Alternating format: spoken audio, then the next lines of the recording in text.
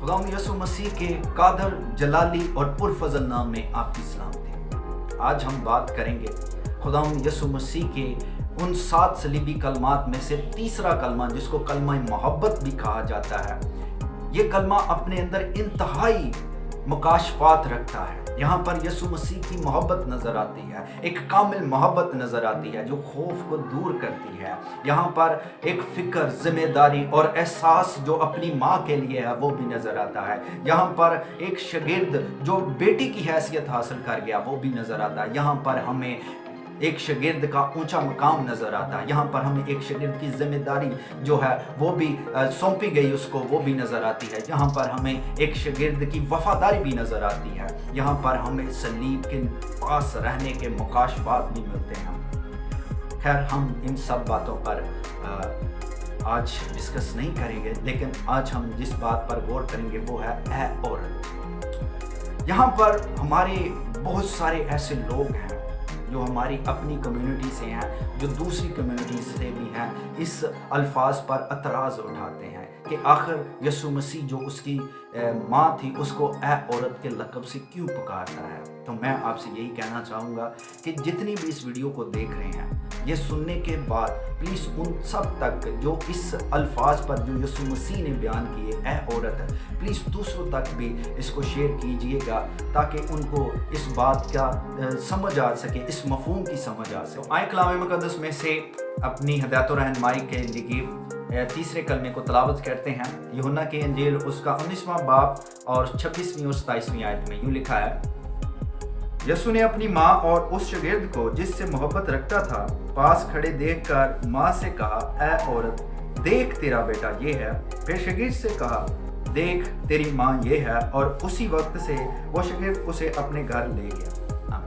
ये जो वर्ड खुदावंद यसु मसीह ने सलीब पर अपनी माँ के लिए बोले कि ऐ औरत, ये बड़े काबिल गौर अल्फाज हैं, लेकिन इन पर आज के उलमा जो हैं वो एतराज़ उठाते हैं और मसला पेश करते हैं कि अगर खुदावंद यसु मसीह की वो माँ थी तो फिर उसने अपनी माँ को इन अल्फाज से क्यों मुखातब किया, ऐ औरत। तो यहाँ पर मैं उनसे कहना चाहूँगा कि भी आज के जो उलमा हैं उनकी अकल और समझ से ज़्यादा बढ़कर जो उस दौर के उलमा थे, उस दौर के लोग थे, उनको इस अल्फाज के मायने और मफ़हूम का ज़्यादा इल्म था, समझ थी। पहली बात, यसु मसीह की सलीब के नज़दीक उस वक्त उलमा भी खड़े थे।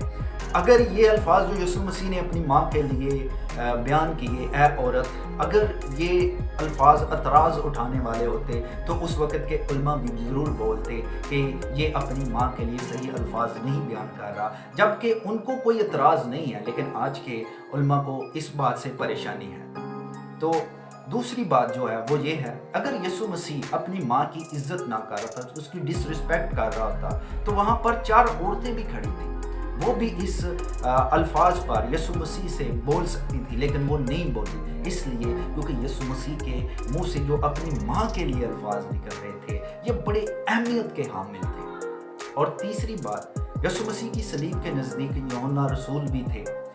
अगर ये अल्फाज इस काबिल ना होते तो यूहन्ना रसूल जो यसु मसीह के साथ 3 साल खिदमत करता रहा और यसु से ये तलीम पाई कि अपने माँ बाप की इज्जत कर, अगर ये अल्फाज यसु मसीह ने जो मुँह से सादर किए अपनी माँ के लिए अगर दुरुस्त ना होते, ठीक ना होते, एतराज़ उठाने वाले होते, तो यूहन्ना रसूल भी ज़रूर इन पर एतराज़ उठाता, लेकिन उसने नहीं उठाया। वजह ये थी कि ये जो अल्फाज थे ये बहुत ही काबिल अहमियत और गौर करने वाले अल्फाज थे।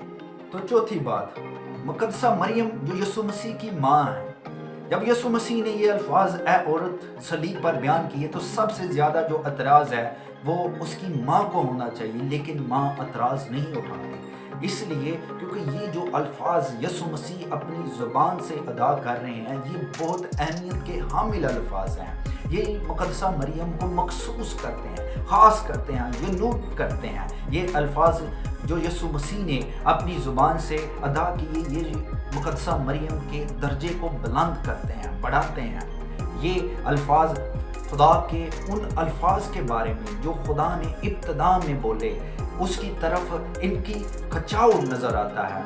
तो कलाम मुक़द्दस में से पैदाइश की किताब उसका 3रा बाब اور 15ویں آیت میں لکھا ہے، اور میں تیرے اور عورت کے درمیان اور تیری نسل اور عورت کی نسل کے درمیان عداوت ڈالوں گا، وہ تیرے سر کو کچلے گا اور تو اس کی بیڑی پر کاٹے گا۔ تو یہ پیشن گوئی جو خدا نے باغ عدن میں بیان کی تھی کہ وہ عورت کے نسل سے ہوگا جو ابلیس کے سر کو کچلے گا اور اس کو شکست دے گا۔ تو مقدسہ مریم وہ عورت ہیں جس کے بارے میں خدا نے ہزاروں سال پہلے بائبل مقدس میں بیان کر دیا کہ وہ عورت کی نسل سے ہوگا جو انسان کے لیے رہائی کا وسیلہ بن جائے گا، اور وہ عورت انسان کے لیے نجات لانے کا وسیلہ بنے گی۔ وہ عورت زمین پر انسان کے لیے مخلصی لانے کا وسیلہ بنے گی۔ یہ جو الفاظ مسیح نے صلیب پر بیان کیے کہ اے عورت، یہ دراصل یسوع مسیح کے وہ الفاظ ہیں جو مقدسہ مریم کو خاص مقام دے رہے ہیں۔ یہ مقدسہ مریم کو تمام عورتوں میں سے افضل مقام دے رہے ہیں۔